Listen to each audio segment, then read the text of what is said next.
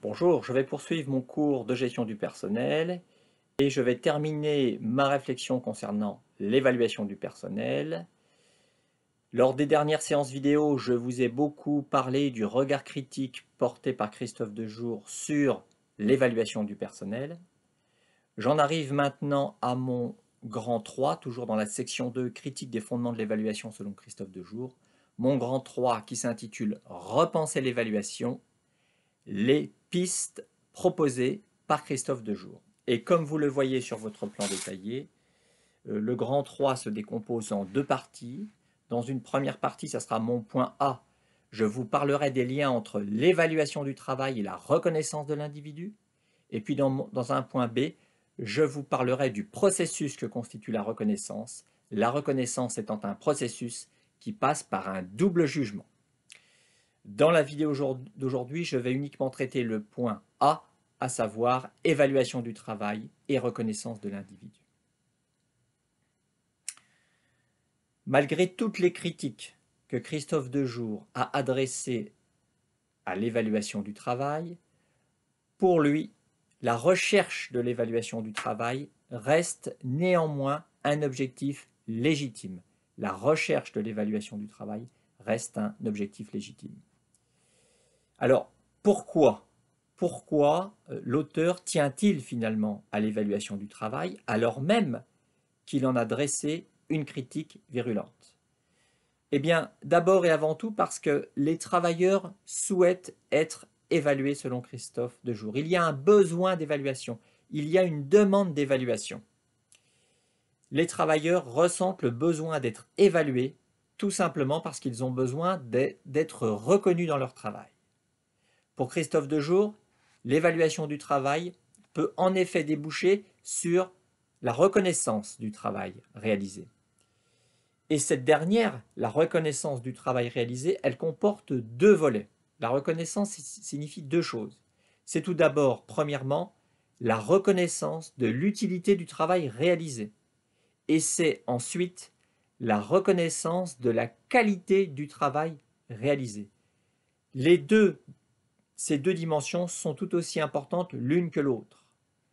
L'utilité du travail réalisé est tout aussi importante que la reconnaissance qui porte sur la qualité du travail réalisé.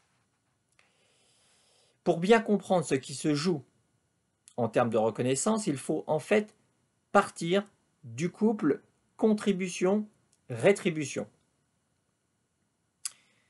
Il faut bien voir d'un côté que le travailleur, il apporte quotidiennement sa contribution à l'organisation du travail,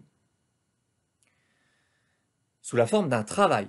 Sa contribution à l'organisation du travail, c'est le travail qu'il réalise, le travail qu'il effectue. Et le travailleur attend donc un juste retour, il attend donc une rétribution. Et quand on regarde ce qui se joue du côté de la rétribution, il y a en fait deux volets. Il y a deux formes de rétribution. La rétribution matérielle et financière tout d'abord, qui va prendre la forme du salaire bien évidemment, mais aussi des primes, des bonus, de l'avancement, de la possibilité de faire carrière. Tout ça fait partie de la rétribution matérielle et financière. Et il y a bien évidemment du côté du salarié une demande en termes de rétribution matérielle et financière. Et puis de l'autre côté, il y a, nous dit Christophe Dejour, la rétribution symbolique. Celle-ci est immatérielle. Et selon Christophe Dejour, c'est cette deuxième forme de rétribution, à savoir la rétribution symbolique, qui est la plus importante du point de vue psychologique. La rétribution symbolique pour Christophe Dejour, elle s'exprime sous la forme de la reconnaissance. Explorons plus en avant le processus de la reconnaissance. Cette reconnaissance, nous dit Christophe Dejour, elle porte avant tout sur le travail réalisé, sur le travail effectué, et non sur la personne prise en tant que personne. La reconnaissance porte donc sur le faire, c'est-à-dire sur le travail, et non pas sur l'être, c'est-à-dire la personne. D'où l'importance de la reconnaissance du travail. Mais cette reconnaissance du travail, quand elle est au rendez-vous, elle peut dans un second temps être rapatriée par le sujet lui-même, dans le registre de l'être. Il y a évidemment des liens entre le faire et l'être. En effet, grâce au travail et grâce à sa reconnaissance, le sujet va pouvoir tirer des bénéfices de son effort. Cette fois-ci pour son identité. On entre alors dans le registre de l'être.